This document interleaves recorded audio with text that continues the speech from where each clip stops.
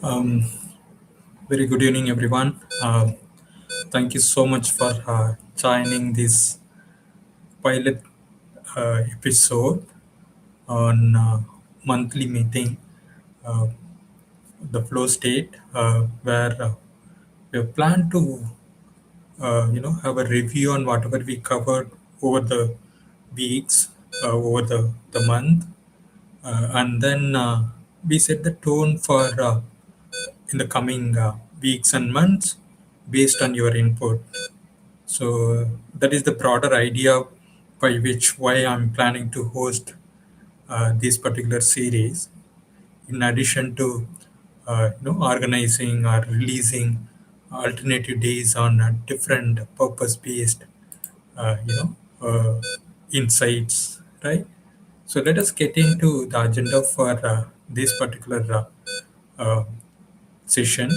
So the reason behind formulating this whole the YouTube channel is that we know that ancient mindset something highly related to deep purpose and sustained focus and holistic alignment.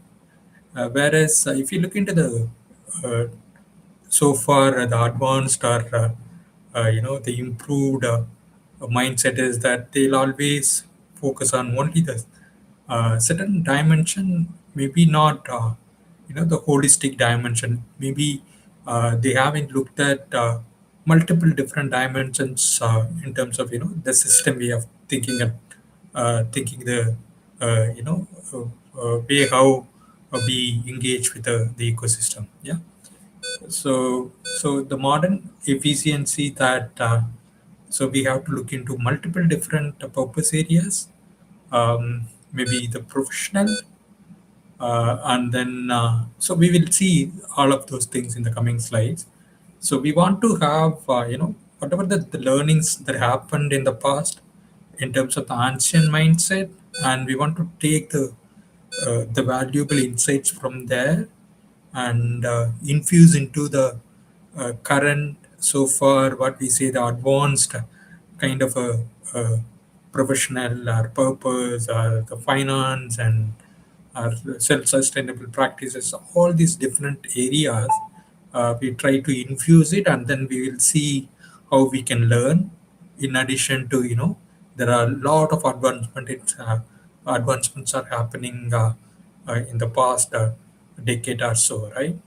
So where you can see that there are complexity in all of these different dimensions, and we want to study and make it much more simpler uh, as a kind of a community, and we want to make simpler so that your performance can be amplified. So this is the base by which uh, we initiated this the YouTube channel, Bodhi Unified Flow. And if you recall, so these are the five dimensions by which we've been doing some kind of the releases over a month now. And starting with Monday, where we want to focus on the professional literacy, focusing on lean and allied methodologies to support you on the operational efficiency. And then just after a day or so, Wednesday, we've been covering something related to financial literacy, uh, you know, and then on Friday, it's a professional wisdom literacy, looking into the best books or reports written in the area of the professional literacy, maybe lean and allied uh, uh, best practices side. So what are the uh, uh, books, well written books in terms of the novels, whether it's a fiction or non-fiction books or technical reports, all those things we'll study, and then we'll share insights with our community. And then every Saturday, that's a purpose literacy. So we want to align. So this is where I want to try to connect with what are the earlier ancient wisdoms in terms of the pragmatic and spiritual practices, how those wisdoms will help us to excel at all of those previous dimensions. For example, the professional one or financial one or professional wisdom literacy, all those things, how we can excel it when we try to connect with the ancient wisdoms, because when we're trying to connect, we will be able to see system as a whole rather than a single point of an entity or a kind of island or anything, right? And then every Sunday, so this is it has many different aspects to cover. One, what we started in the past was the first few weeks was looking into um, futuristic scenarios and what are the different variables that govern those scenarios, right? So maybe in a couple of slides we'll understand. So that's one area I was looking into, understand how the world will look like 10 years from now, 25 years from now, or 50 years from now, or 100 years from now, right? And so when we look at all those futuristic scenarios, we can clearly see that uh, there are number of variables will support for that scenarios to happen, right? Either positively or negatively or some maybe neutrally, right? So that's how we wondered in the past, and then in the coming weeks, we have few more plans. We will discuss and share in the coming slides. So this is what the whole plan by which we have been engaging our community now. And so the agenda primarily, let us get into the each literacy one by one, maybe for about 3 to 4 minutes. So this is the agenda. So each literacy, you can say that what we covered in the past few weeks, past month, and then uh, how can we implement in our project or personal life, and what are we looking forward to share in the future. Yeah. So that is the plan. So I think in the last few weeks, particularly for this professional literacy, that lean and allied areas, we looked into project lifecycle management. Broadly, it has different stages, and we want to understand what are the major process activities that happens in each of those project phases. All right. So, for example, the conception phase, designing and planning phase, procurement, contract, and supply chain, and followed by that construction, uh, commissioning and handover, and maybe operations and maintenance, and finally deconstruction. You can see the project life cycle. It has number of different phases, and we want to understand what are the major process activities that happens uh, each of these phases, right?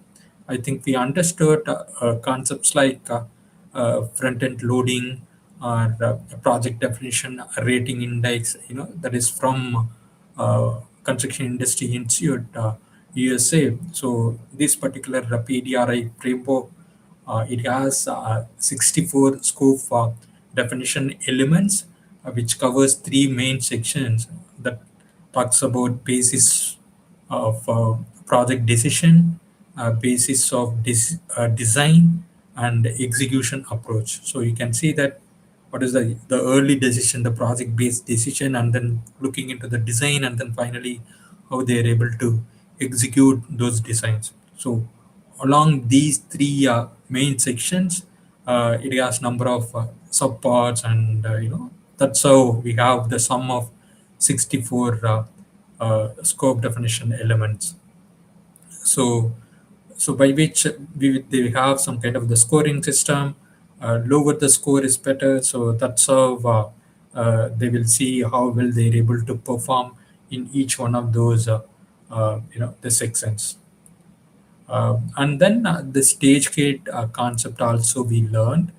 So as and when we do the basis of a project decision, whether to go ahead with the project, otherwise we'll have to kill it because it is not so feasible, or otherwise we'll have to hold it, but maybe we may have to have some kind of further details and recycle maybe certain things have to be improved, right? So these are the items by which we covered last few weeks in the area of understanding the whole project life cycle, particularly looking into what are the major activities that happens in some of the phases.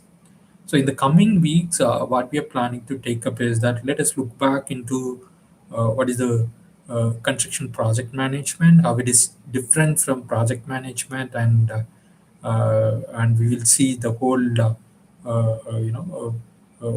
phases of the construction project management, starting from planning, scheduling, monitoring, and controlling, and the roles and responsibilities and other things we will see in the coming weeks. Followed by that, foundations of lean construction.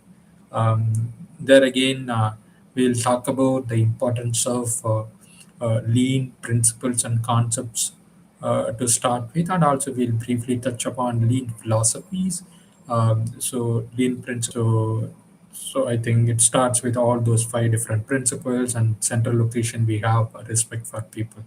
So that's how those lean principles or concepts adopted from the conventional five lean principles, like value, stream, flow, pull, and perfection, right? So that's what pretty much, that's what we set the tone for foundations of lean construction. And followed by that, also in the coming weeks, we have very much focused learning on the area of AI in construction and quantity surveying. And so we have some of these options open for the coming week. So this is what our plan is. And so how can we apply whatever we learned in the past weeks? So I think PDRI might be quite interesting framework to look for. So if you're part of early project decision, or maybe any one of those the main sections areas, execution approach or basis for design or project decision phase basis. So if you're part of any one of those, you can take this framework and see what are the elements we should not be missing out. So that's how we can say that yes, we have holistically addressed or holistically covered many of the things mentioned by one of the best practices from CAA. Yeah. Uh, and then just I'm moving forward with the second literacy part, the financial literacy. I think in the past, just a couple of weeks, we looked into the need to invest, and we understood the importance of inflation and power of compounding, asset allocation. So these are the things we have looked into, and also we compared those different assets along these three parameters in terms of the risk, reward, and the ability to make quick liquidity. These are the things we looked into in the past, and the coming weeks we focus on taking one particular asset and taking a deeper dive. So this is what we are planning to take it up in the coming weeks in terms of the financial literacy. Yeah. And then the third one, the professional wisdom literacy. So this is basically a book, a review, or kind of a magazine review or scientific articles review. So this is what we are trying to do in this particular kind of a focus area. And the last few weeks, and including today, so we looked into three major books. So one is the first one we started with the Lean Builder from Joe and Keon. So that's where they had the field implementation lean methods, daily huddle, visual management, eight-based constraints, and full planning, last planner system, and PPC, percentage plan complete. So how these methods can be deployed on ground in field to realize a lot of benefits. And this is a mostly it's a novel based fiction book, so it is quite interesting to read because there is a the site in charge, a site supervisor or someone, and then his mentor was supporting him as and when he was facing some kind of challenges, and then they were introducing these lean method based on the challenges as and when they face, so this is quite interesting book to read to start with, and then if you want to uh, you know emphasize on the continuous improvement approach, probably this 2 second lean by Paul Akers might be quite interesting read to look for. And so there are three things, three-step cycle for the self-sustaining engine. So whenever we try to implement a lean aspect, so so in the book it comprises saying that we need to develop the ability to see waste, and then once you're able to see it, so we need to have the behavior of fixing what bugs you or what bugs us daily, and make the videos. I mean, share those learnings with our community members. So this is quite simple, right? More or less, it follows PDCA, but it's quite evident, So we need to have the lens to see the waste, and then once you see it, fix it. And then once you fix it, there are learnings, and that learnings we should certainly share it with the community so that the members will also try to have inspiration to, you know, ability to see their waste in their own processes, right? And they will also share it with the rest of the other communities. So you can see the magnifying effect of learning and sharing the best practices with the rest of the others. And so the basically why this book called 2 second lean is that so we can always kind of find a way to improve 2 seconds in whatever the way we do, personally or professionally. And if you do that over the period, so maybe today and tomorrow it may seem like very smaller incremental improvement, but over the years it will suddenly boils down to become like a radical improvement. Yeah. So this is quite interesting book, and it has very short note kind of a chapters. So and also you can read through the whole book, maybe a day or so. Yeah. Um, and then there's the fourth one, purpose literacy. Okay, let me go back. So what are the plan? What are our future plan for this professional wisdom literacy? The book and reports part is that we are planning to take up some of the latest lean books and reports from the construction perspective, and also we like to go back to early 1990s. What are those classical books or reports written in the domain of maybe the manufacturing or principles of scientific management and so on? And from there on, also we would like to, take some decisions, because all of those wisdoms are quite applicable even now, right? Um, and then purpose literacy. So this is where I think we started with the some of the importance of ikigai or stoic knowledge or Buddha's research work, connecting it with neuroscience, and also this particular approach, like different hormones, how we experience in a day, dopamine when we see some of the likes, so our dopamine's getting released, and similarly on the other side the sense of belonging, the when we as a family, when we have close relatives or many people, when we have a get together, so there is a kind of a hormone getting released, that is oxytocin. Whereas endorphins, when we do a exercise, you can feel these endorphins are getting pumped up, and then finally serotonin. This is a kind of a long-lasting self-awareness that happens when we do, kind of a meditation. So you can see this what I like to call is a dose framework. And then also we broadly look into the first noble truth from Buddha's research work. That's basically what you were saying, life is suffering. So this is not a negative connotation. This is a realistic connotation, all right? And then, so what are the things we can call it suffering? Either physical pain, yes, that's one kind of a pain. Now that's a one kind of a suffering. But other than that, so this impermanent nature, when things getting changed all the time, that is also making us feel bad. That's also kind of a suffering. And also the ignorance also it's a kind of a suffering. So because constantly we tend to feel that I don't know so many things. We put ourselves in the shoe of suffering. Yeah.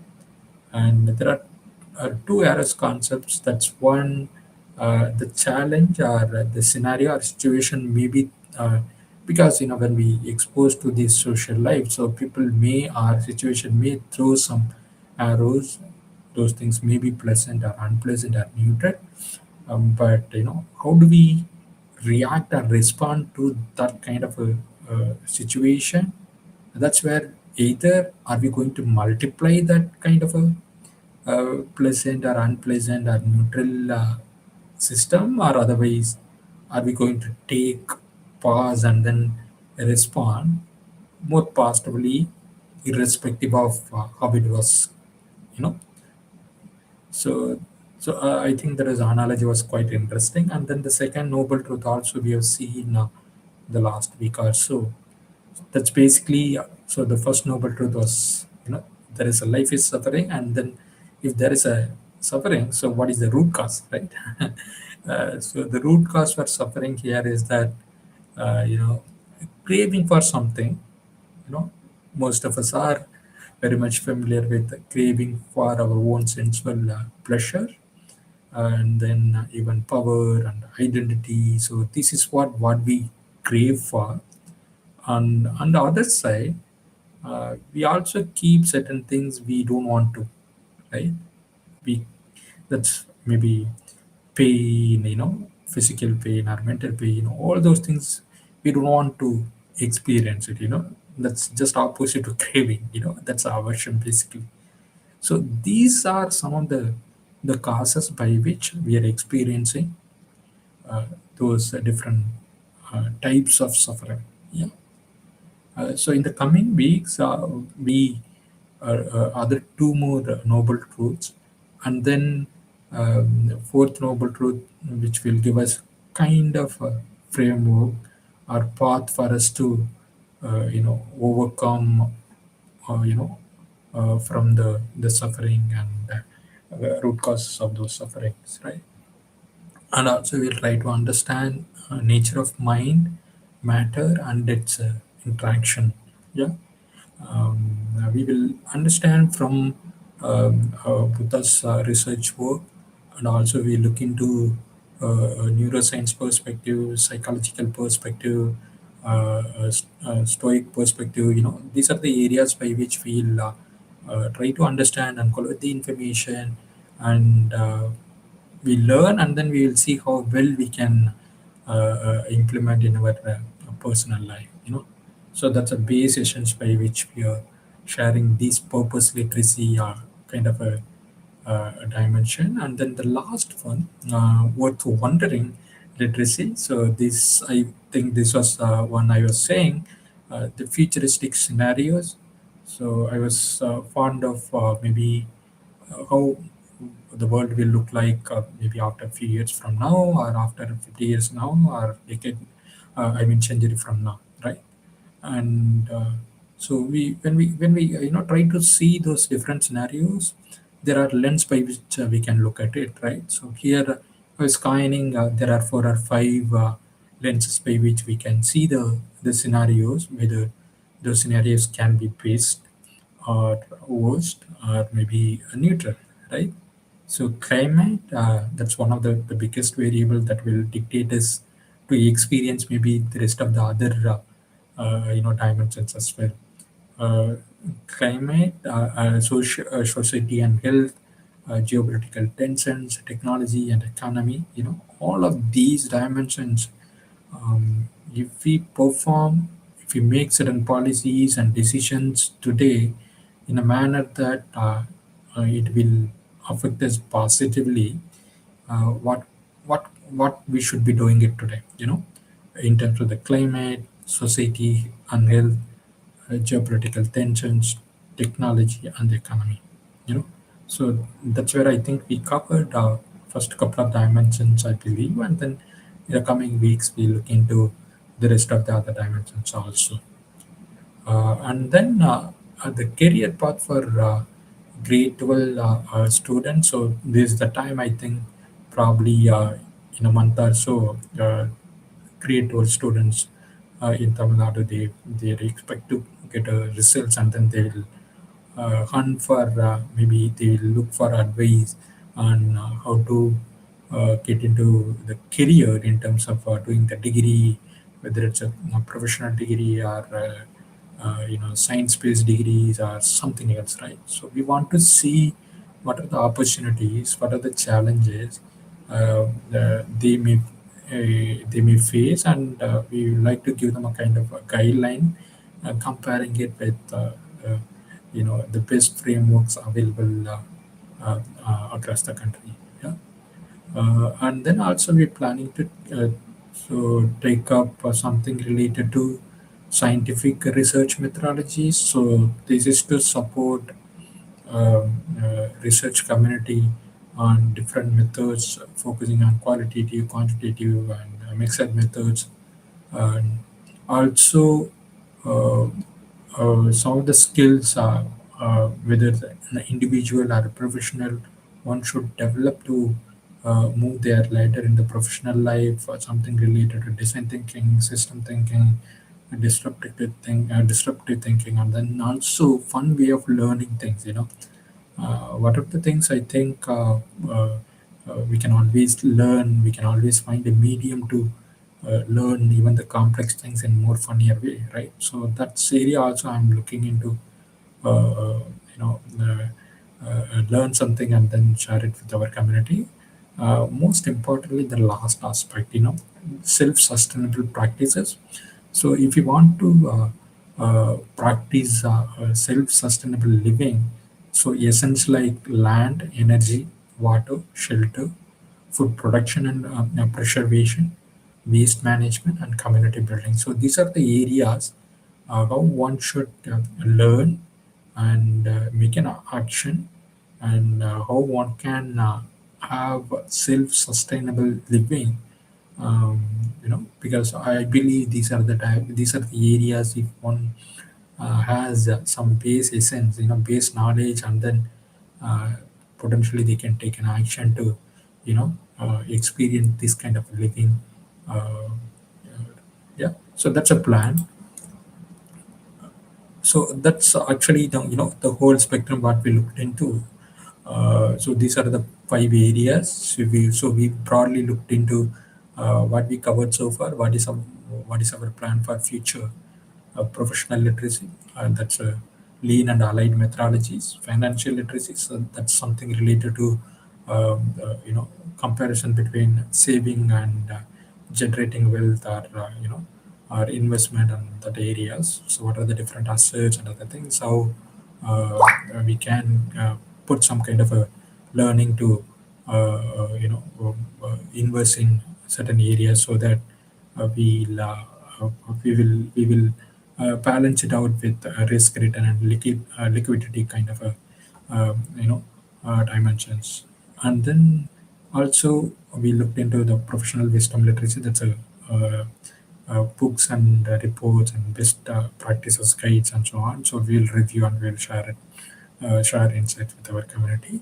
And purpose literacy is something related to that, the conventional spiritual related practices, as well as the reason studies on the areas of understanding the mind and matter, neuroscience, and psychology. So these are the areas by which we will extract some of the base insights, and we'll share it with our community. And then the last one was what wandering literacy. So that's where we have different areas by which we can share some of the insights, and most importantly the self sustained living practices. So those are the areas we are looking for in the coming weeks and months. Um, and with that, so we are coming closer to the sessions. Um, when we do all these things, we can see that there is a kind of a holistic understanding, holistic learning. So we can tend to see that uh, because we are all looking at all these things as a system as a whole, right? So when you understand all these things as a whole, we can take an action. So uh, because that's where we'll understand our own purpose and other things, and also we are able to see things are in much more fluid in nature. Things are much more step into the flow. So that's a base objective of why we are having this community, and we want to bridge that gap from where we are today, and maybe few years from now, or few days, or few weeks from now, we may have our own better version of ourselves, and we try to learn some of these things and then implement some of these things in our daily life, so that our complex things can be simplified, and our performance wherever we are, those things can be amplified. So with that, so this sort of a broader plan, and then the next week again, last Friday, we have a similar sort of a reflective session. And what you see on the QR code, so this is basically a WhatsApp group where we continuously engage with our community as and when we release any content on a daily basis or alternative day basis. So please scan that QR code and join the community so that we can learn mutually something new. So thank you for joining. Let us travel together and learn something new together. And looking forward to continuously engaging with uh, these particular community members. Have a good day. Bye bye. Take care.